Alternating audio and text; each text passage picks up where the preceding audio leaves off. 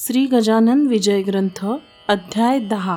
श्री गजानन महाराजांचे दर्शन होताच गाय गरीब झाली। श्री गणेशाय नमः। हे अरूपा अवैया पूर्ण ब्रह्मा पंढरीराया, सज्जनाच्या विसाविया मजला परते लोटू नको। देवा हा दास गणू नको परक्याचा आता म्हणू, माझ्या पातकाचा नको आणू विचार चित्ती नारायणा। माझ्या करेन झाले पुण्य हे ठाऊके मज लागून, फार काय तुला वदन दावण्या मी योग्य नसे। ऐशी स्थिती आहे जरी परी देवा कृपा करी, ओहळास गोदावरी पोटी आपल्या घेतसे। तैसे तुवा करावे दुःख अवघे निवारावे, पातकाला न उरू द्यावे माझ्या ठाई यकिंचित। तू आणल्या मनात अवघेच काही घडून येत, रंकाचाही राव होत तुझा लाधता वशीला।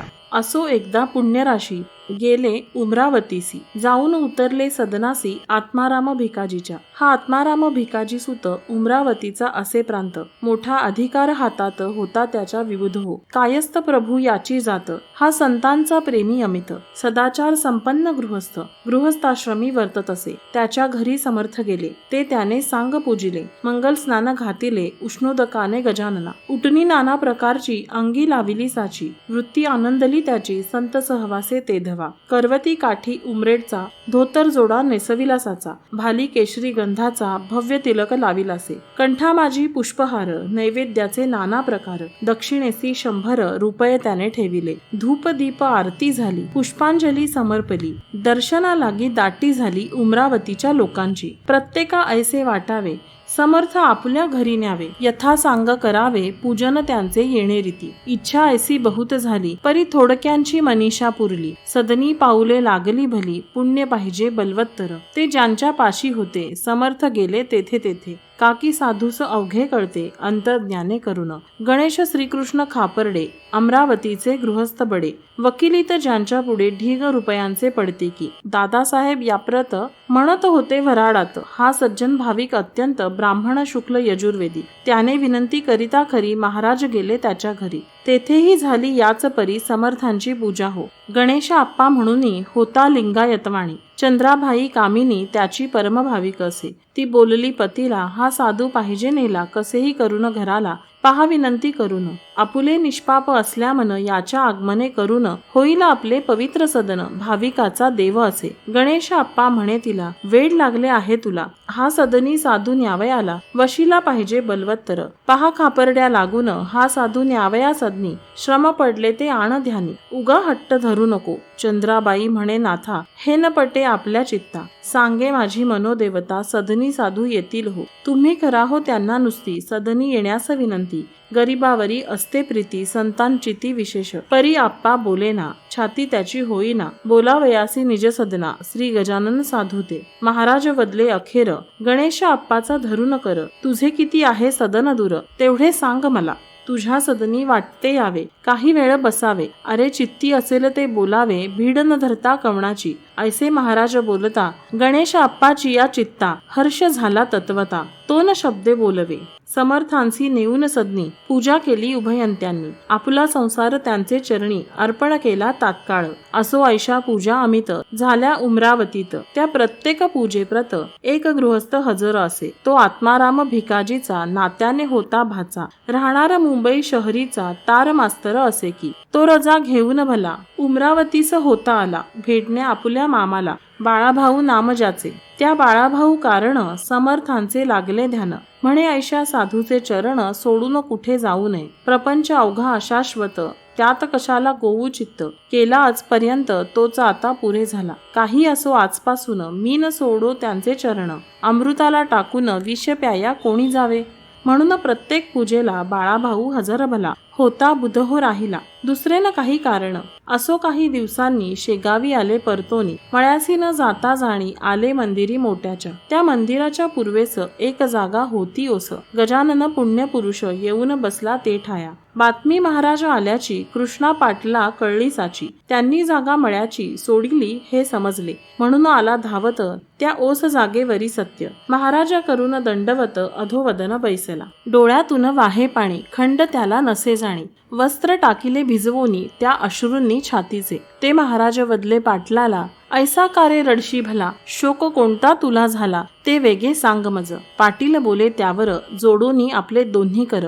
महाराज मळ्याचा अभेर, काहो आज केला तहा. ऐसा अक्षम्य कोणता, अपराध झाला सांगा आता. माझ्याकडून ज्ञानवंता, मी लेकरू आपले असे. ही देशमुखाच्या बाजूची जागा आहे बघासाची.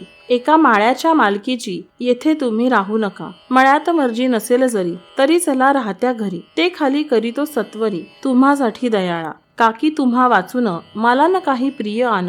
हे कळले वर्तमान, अवघ्या पाटील मंडळी तेही तेथे धावून आले. महाराजा विनवू लागले, निजे सदना याया भले, हरी आणि नारायण. महाराज बोलले तयासी, मी जो का या जागेसी येऊन बसलो आज दिवशी, ते तुमच्या हितास्तव. ते पुढे येईल कळून. आता न करा भाषण, वाद दोघांचे निर्मूलन करील हे विसरू नका. जितके जगी जमेदार, तितकी न करीती विचार. मागचा पुढचा साचार, हेच उणे त्यांच्या ठाई. जा बंकटलालासी पाहुनी, आणा वेगेसी. मी सोडिता तद्गृहासी, तो नाही रागावला. ते काहे त्यासी विचार. माझी कृपा तुमच्यावर आहे, ती न ढळणार कोणत्याही कारणांनी. बंकटलालाही आला तेथ, घालू लागला समजूत. यांच्या मर्जी विरुद्ध मळ्यात, तुम्ही यांना नेऊ नका. माझ्या घरून जेव्हा आले, तेव्हा सांगा मी काय केले. आपण आहोत त्यांची बाळे. ते सारखे अवघ्यांना. सखाराम आसोलकर आहे मनाचा उदार. तो जागा देण्यास इन्कार करणार नाही वाटते. सखाराम देईल जागा, पुढचे करू आपण बघा. म्हणजे अवघ्यास यात भाग घेता येईल सहजशी. समेट अवघ्यांचा होऊन मठ बांधिला त्या ठिकाणी. परशुराम सावजींनी मेहनत घेतली विशेष. समर्थांच्या बरोबर निस्सीम भक्त होते चार. भास्कर बाळाभाऊ पितांबर, उमरावतीचा गणेश आप्पा. रामचंद्र गुरव त्याच परी, राहत होता बरोबरी. हे 5 पांडव श्रीहरी गजानन शोभू लागले. वृत्ती बाळाभाऊची अतिविरक्त झाली साची. परवान त्याने नोकरीची केली यकिंचित आपुल्या. पत्रे येती वरच्यावरी, बाळाभाऊस येण्या घरी.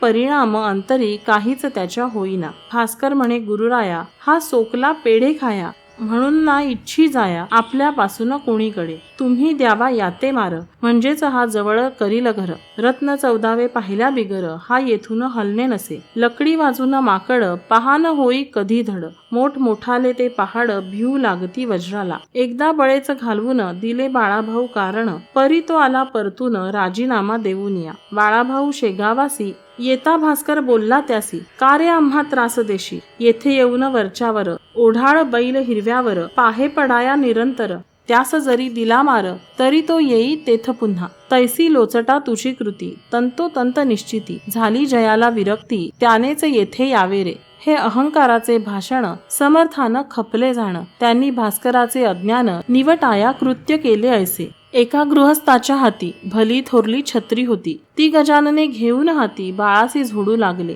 मारता मारता मोडली बुधो छत्री भली. मग एक मोठी घेतली भरीव काठी वेळूची. तिने मारणे सुरू केले. ते पाहता लोक भ्याले. काही पळून गेले सोडून त्या मठाला. परी बाळाभाऊ तसाच पडला. समर्थांच्या पुढे भला. कैक म्हणती असेल मेला तो या अशा माराने. भास्करही झाला चिंतातुर. बाळाभाऊचा पाहून मार. परी समर्थांच्या समोर बोलण्या छाती होईना. तीही काठी मोडली खरी बाळाभाऊच्या पाठीवरी.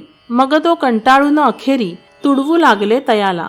जैसे का तो कुंभार माती तुडवितो साचार. तैसाच केला प्रकार महाराजांनी तुडविण्याचा. मठी हा प्रकार चालला. शिष्य समुदाय पळत सुटला. कोणी गेले बोलावण्याला त्यांच्या आवडीच्या मंडळीस. बंकटलाल कृष्णाजी धावून आले मठामाजी. समर्थ हात धरण्याराजी कोणी तयार होईना. बंकटलाल म्हणे भीत भीत, समर्था हा आपुला भक्त. पुरे झाले याप्रत आता ऐसे तुडवणे. ऐसे ऐकता भाषण समर्थ वदले हसून. हे असंबंध भाषण का करिता कळेना. मीन बाळासी मारिले नाही तयासी तुडविले. निरखून पहा चांगले म्हणजे येईल कळोनी. महाराज म्हणाले बाळासी, उठ वत्सा वेगेसी. या आलेल्या मंडळीसी अंग तुझे दाखीव. ऐसी आज्ञा होता भला. बाळाभाऊ उठून बसला. लोक त्याच्या अंगाला पाहू लागले निरखून. तो वळाचे नाव नाही. कोठेही न लागले काही. तो पहिल्या परीच होता पाही निमग्न आपल्या आनंदात. त्या योगे भास्कराला बाळा भाऊचा अधिकार कळला. मग तोही ना पुन्हा बोलला वेडे वाकडे बाळासी. सोने कसासी उतरते तेव्हाच त्याची किंमत कळते. आश्चर्य झाले समस्तांचे तो प्रकार पाहून. सुकलाला नामे आगरवाला होता बाळापुराला. श्रोते त्याच्या आगराला गाय एक द्वाड होती. तिने गावात फिरावे मुला माणसा तुडवावे. सशक्तांची हुंदाडावे शिंगाने की आपुल्या. वाटेल त्याच्या दुकानात गायीने शिरावे अवचित. धान्याची या टोपल्यात तोंड आपले खुपसावे. वाटेल तितके यथेच्छ खावे राहिलेले नासावे. तेल तुपाचे लवंडावे पिंप अंगाच्या धक्क्याने. घरी बांधून ठेविता चऱ्हाटे तोडी हा हा म्हणता. साखळीसी आणली लघुता बांधता त्या गायीने. ती गाय नव्हे वाघीण. बाळापुरा कारण लोक गेले कंटाळून. त्रास सोसिता तियेचा गाभण मुळीच होईना. कास कधीच करीना. कोंडून ठेविता राहीना घरा माझी कोठेही. लोक म्हणती सुकलाला दे या खाटकास गाईला. किंवा मारून टाका तिला तूच गोळी घालून. सुकलाला म्हणे लोकांसी तुम्हीच मारून टाका तिसी. वाटेल त्या प्रयत्नासी करून या विबुध हो. एका पठाणाने तिला मारण्याचा यज्ञ केला. गोळी भरून बंदुकीला टपून बैसला होता हो. ते कसे काय कोण जाणे. कळले गायी कारणे. तिने येऊन शिंगाने पठाण पाडीला उताणा. मी परगावा नेऊन दिली होती सोडून. परी ती आली परतून त्याला सांगा काय करू. ऐसे ऐकता लोक म्हणती आता याला एक युक्ती. गोविंद बुवांचा घोडा म्हणती समर्थांनी गरीब केला. तूही या गाईला घेऊन जा शेगावाला. अर्पण करी समर्थाला म्हणजे अवघे संपले. साधूस गाय दिल्याचे पुण्य तुला लाभेल साचे. आणि संकट आमुचे टळेल बापा त्या योगे. ते अवघ्यांस मानवले गाय नेण्याचे ठरविले. तिला धरण्यासाठी केले प्रयत्न नाना परीचे. एकही यज्ञ नाही फळला. शेवटी एका पटांगणाला हळ कुंद्याचा ढीग केला. सरकी ठेवली शेजारी ती खाया लागून. गाय आली धावून ती येता फास टाकून. धरली 10-20 जणांनी. साखळ दंडाने बांधून पुरी गाय घातली गाडीवरी. आणली शेगावा भितरी गजाननासी द्यावया. जवळ शेगाव जसे जसे येऊ लागले तसे तसे. स्वभावात पडिलासे त्या गायीच्या पालट.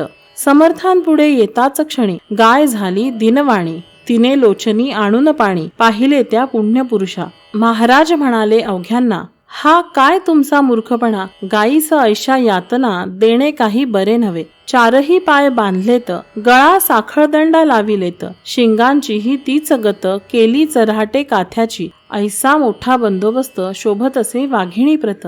ही गाय बिचारी साक्षात तिला ना ऐसे करणे बरे. अरे खुळ्यांनो ही गाय अवघ्या जगाची आहे माय. तिला बांधिले हाय हाय. केवढा कठीण प्रसंग आला. तिला आताच करा मुक्त.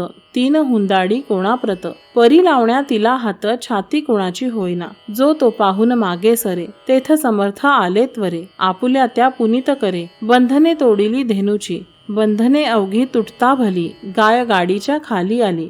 पुढले पाय टेकिती झाली. समर्था वंदन करावया.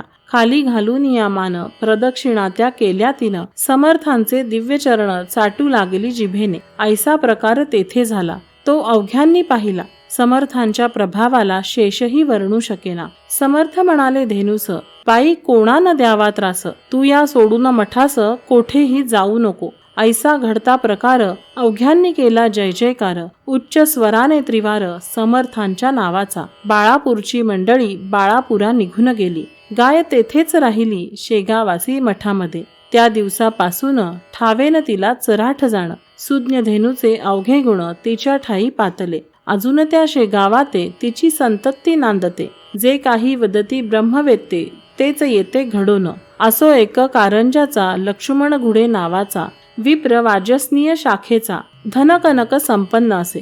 त्यासी रोग झाला पोटात. उपाय केले अत्यंत. परीन आला गुण किंचित. खर्च सारा व्यर्थ गेला. त्याने समर्थांची कीर्ती कर्णोपकरणी ऐकली होती. म्हणून सहपरिवारे सत्वर गती आला शेगावा कारणे. रोग व्यथेने चालवेना श्रोते तया लक्ष्मणा. दोघा तिघांनी उचलून जाणा आणिले त्या मठात. करण्या नुसता नमस्कार असमर्थ होते शरीर. त्याच्या कुटुंबाने पदर समर्थांपुढे पसरिला आणि म्हणाली दयाघना मी आपली धर्मकन्या. माझ्या पतीच्या यातना हरण कराव्या आपण. अमृताचे दर्शन होता का यावे मरण, माझ्या कुंकवा लागून टिकवा हीच विनंती. त्यावेळी समर्थ स्वारी आंबा खात होती खरी, तोच फेकीला अंगावरी त्या लक्ष्मण कांतेच्या.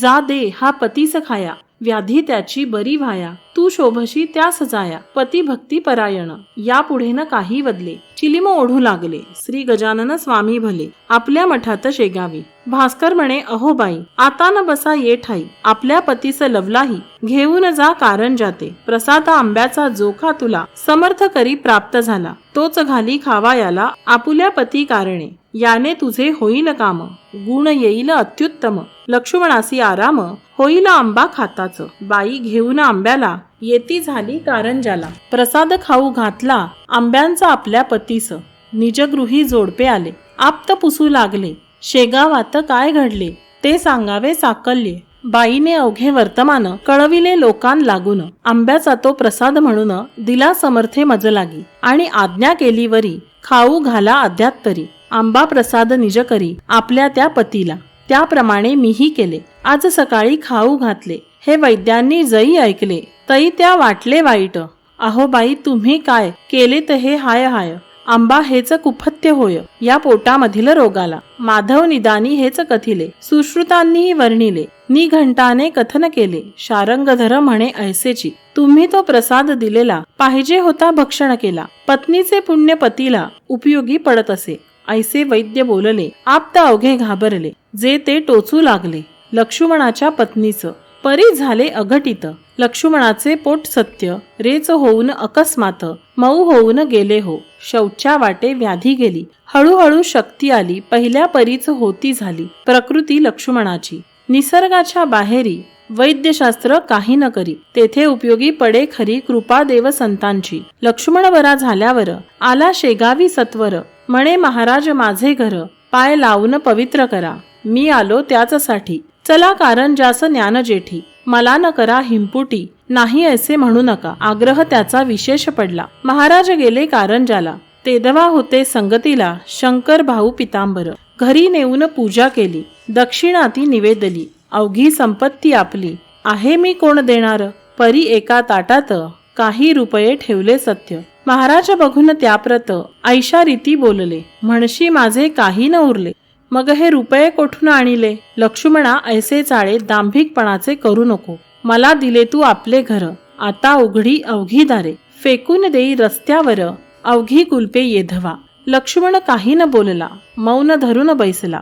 परी समर्थे आग्रह धरला, खजिन्याचे दार उघडी, भीत भीत मोकळे द्वार, केले त्याने अखेर. खजिन्याच्या उमऱ्यावर स्वतः जाऊन बैसला, आणि म्हणाला महाराज यावे, वाटेल ते घेऊन जावे. ऐसे बोलला जरी बर्वे, परी अन्य भाव अंतरीचा, हे त्याचे दांभिकपण. समर्थ आले कळोन, बहुरुप्याचे राजेपण, कोठून टिके पाजारी, जैसे कडू वृंदावन, वरून पाहता दिसे छान. परी अंतरी कडवटपणा पूर्ण त्याच्या भरले असे, सोडून त्याच्या घरासी उपाशी निघाले पुण्यराशी. दांभिकाच्या सदनासी संत न होती तृप्त कदा, तेथे त्याच्या घराची वा धनदौलतीची गरज समर्था नव्हती साची. ते वैराग्याचे सागर. परी तो जे काही बोलला त्याचा सत्यपणा पाहिला, खोटेपणाचा राग आला, म्हणून गेलो उठून. जाता जाता बोलले, माझे माझे म्हणशी भले, भोग आता त्याची फळे, माझा उपाय त्यास नसे. मी कृपा करावया आलो होतो या ठाया, याही पेक्षा दुप्पट द्याया. परी तेन तुझ्या प्रारब्धी, तेच पुढे झाले सत्य. एका 6 महिन्यात अवघी लक्ष्मी झाली फस्त. त्या भिक्षेची वेळ आली, म्हणून श्रोते परमार्थात, खोटेपणान खपे किंचित. याच साठी हे चरित्र समर्थे घडून आणिले. श्री गजानन चिंतामणी, त्या गार काय शोभा आणि, वा सुवर्णा लागुनी भूषवावे का कथिलाने. स्वस्ती दास गणू विरचित श्री गजानन नामे ग्रंथ, सदा भाविक परिसोत, निज कल्याण भावया. शुभम भवतु. हरिहर प्रणमस्तु. इति श्री दशमोध्याय समाप्त.